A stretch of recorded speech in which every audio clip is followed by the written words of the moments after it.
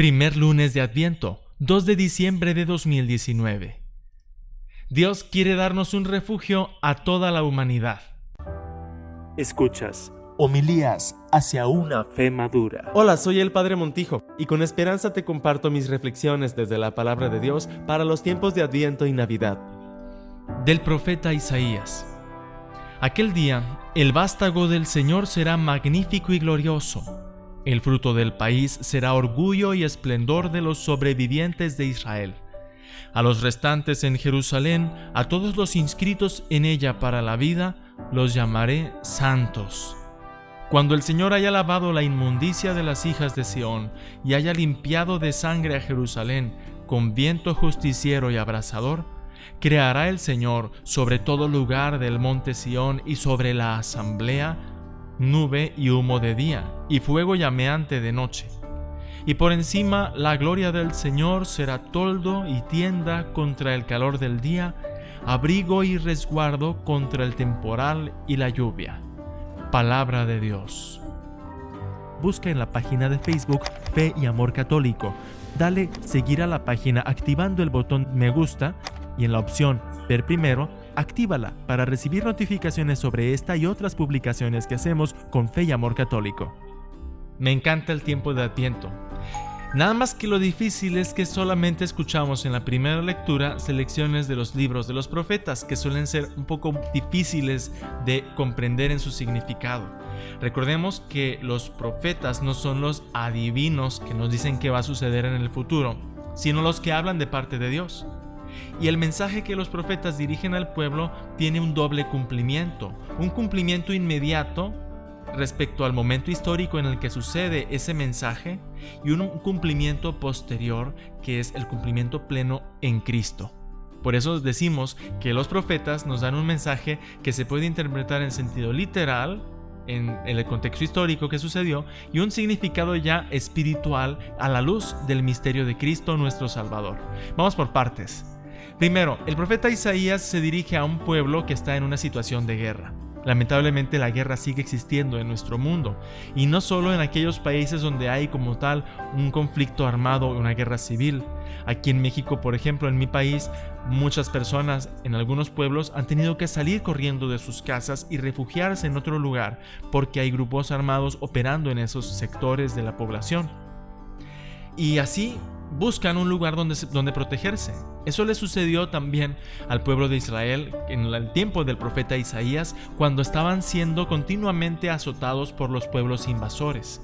Entonces salía corriendo la gente de sus casas y acampaba en tiendas de campaña, valga la redundancia. Esta experiencia de volver a vivir en tiendas de campaña le hizo recordar al pueblo lo que habían vivido siglos antes, cuando recién habían salido de Egipto y que acampaban, que no tenían un refugio más que Dios, que su única seguridad era que Dios estaba con ellos y Dios les manifestaba estar junto a ellos con el viento de la justicia, con la nube luminosa por la noche y con el fuego llameante que los protegía, que les iluminaba el camino. Esto, hermanos, en un pleno significado de cumplimiento, pues ¿cómo lo entendemos ya a la luz de Cristo? Que Dios nos da un refugio espiritual. Podría sonar casi como un premio de consolación, como algo demasiado poco, decir que Dios no nos quiere dar un refugio político, no nos quiere dar asilo político, ni nos quiere dar un refugio material, sino un refugio espiritual. Podría sonar como a un engaño, incluso como ¿para qué le serviría a alguien que se queda sin hogar un refugio espiritual?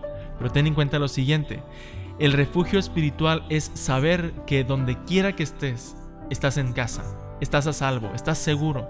Esa es una actitud que se lleva por dentro y que se necesita en cualquier situación de la vida, no solamente si estás refugiado o refugiada porque eres damnificado por un azote de un fenómeno natural, no solamente si eres refugiado en la guerra.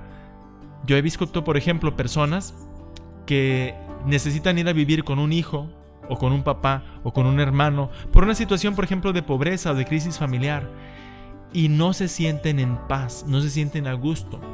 Incluso yo he escuchado a algunos papás que ahora viven con sus hijos, me refiero a papás y mamás ya adultos mayores, que como les falta ese refugio espiritual, como se sienten inseguros en su corazón, piensan que los demás los menosprecian, se sienten, como decimos en México, arrimados, no deseados, no queridos o no valorados.